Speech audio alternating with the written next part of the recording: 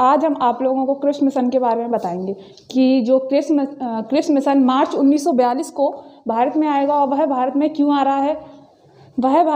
रहा है, इसका कारण जानने से पहले हमें इसकी पृष्ठभूमि को जानना पड़ेगा। उसके लिए हमें इसके 2 साल पहले की बात करनी पड़ेगी। तो 2 साल पहले क्या हुआ था? सितंबर 1939 में जो है द्वितीय विश्व युद्ध शुरू हो गया था, जब पोलैंड ने जर्मनी पर आक्रमण किया था। तो उसी समय धुरी राष्ट्र और मित्र राष्ट्रों के मध्य भी युद्ध शुरू हो गया था, जिसमें धुरी राष्ट्र में जापान था, वो द्वितीय विश्व युद्ध में सर्वशक्तिशाली था और वह धीरे धीरे करके द्वितीय विश्व युद्ध में अपनी जो है शक्ति स्थापित कर रहा था। जापान और ब्रिटेन की आपस में दुश्मनी चलती थी और जापान जो है ब्रिटेन से बदला लेने के लिए ब्रिटेन की पूर्वी एशिया और दक्षिण पूर्वी एशिया में जहाँ जहाँ उसके उपनिवेश है वहाँ जापान जो है हमला कर रहा था। जापान ने धीरे धीरे ब्रिटेन के फिलीपींस, सिंगापुर, मलाया, म्यांमार में रंगून तक, जो कि भारत का एक पड़ोसी राज्य, वहाँ तक पहुँच गया था। जब ब्रिटेन को ये पता चला कि जो जापान है जब ब्रिटेन को ये पता चला कि जो जापान है वो भारत में उसका पड़ोसी राज्य म्यांमार वहाँ तक पहुँच गया, तो उसको एक भय सताने लगा, उसके ऊपर एक खतरा मंडराने लगा कि जो जापान है उसके सारे उपनिवेशों पे कब्जा कर लिया है, अब वह भारत पे भी अवश्य कब्जा करेगा। तो ब्रिटेन को इस बात का डर था कि अगर जापान ने जो है कि भारत पे कब्जा कर लिया, उस समय जो भारत है ब्रिटेन का सबसे बड़ा उपनिवेश क्षेत्र था और ब्रिटेन इसको अपने हाथों से जाने नहीं देना चाहता था। इसलिए उसको डर था कि कहीं अगर जापान ने भारत पे कब्जा कर लिया, उसको अपने नियंत्रण में कर लिया, तो भारत भी उनके हाथों से चला जाएगा। इससे हमें क्रिप्स मिशन के भारत में आने की 2 मजबूरी मिली। पहली मजबूरी तो ये कि द्वितीय विश्व युद्ध में जापान द्वारा ब्रिटेन के पूर्वी एशिया और दक्षिण पूर्वी एशिया में ब्रिटेन के उपनिवेशों पर हमला, जिससे कि ब्रिटेन की जो है शक्ति वो द्वितीय विश्व युद्ध में कमज़ोर हो रही थी। दूसरा कारण ये कि द्वितीय विश्व युद्ध के समय ही जो है भारत में व्यक्तिगत सत्याग्रह चल रहा था। व्यक्तिगत सत्याग्रह चल रहा था, जिससे कि व्यक्तिगत सत्याग्रह एक व्यापक रूप ले चुका था और व्यक्तिगत सत्याग्रह के पास होने का मतलब है कि ब्रिटेन को जो है भारतीयों को सहयोग प्राप्त नहीं होगा। तो जो ब्रिटेन के जो मित्र राष्ट्र देश थे ब्रिटेन, फ्रांस, यूएसए और यूएसएसआर मतलब रूस।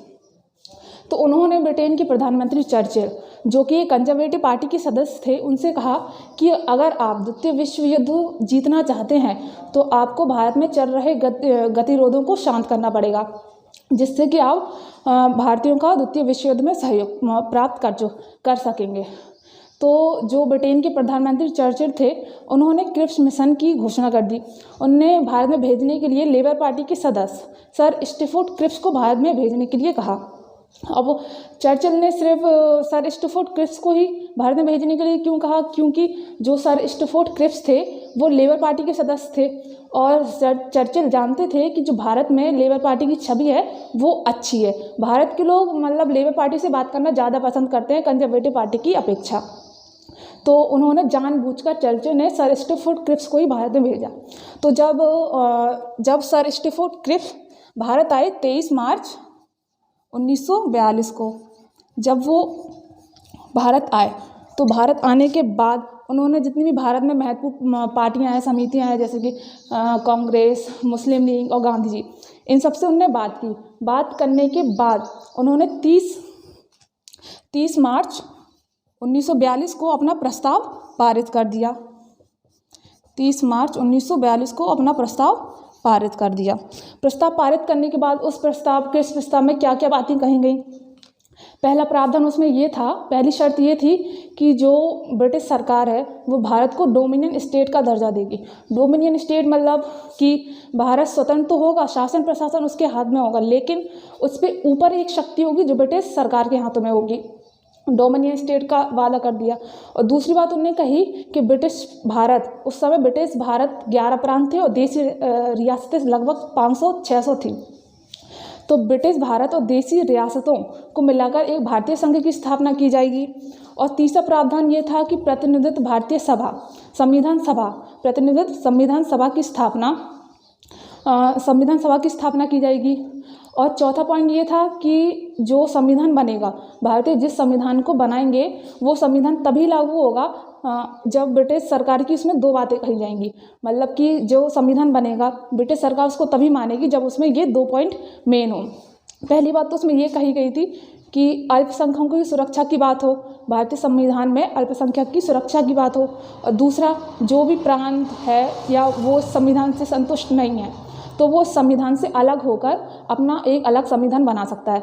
तो जब भारतीय लोगों को ये सब क्रिप्स मिशन के अंदर जो ये सब प्रस्ताव थे, इन सब प्रस्तावों के बारे में पता चला तो सभी ने इस क्रिप्स मिशन को ठुकरा दिया और सबने इस क्रिप्स मिशन की आलोचना की, क्योंकि जो क्रिप्स मिशन है इसके अंदर जो बातें कही गई हैं यही बातें जो अगस्त प्रस्ताव है उसमें कही गई थी। तो इसमें कुछ क्रिप्स मिशन में कुछ भी नया नहीं था, लोग उसकी आलोचना कर रहे थे। तो इस क्रिप्स मिशन के फलस्वरूप कुछ है प्रतिक्रिया भी हुई, जिसमें गांधी जी ने कहा कि एक ऐसा चेक है ये एक ऐसा चेक है जिस पर भविष्य की तिथि लिखी हुई है।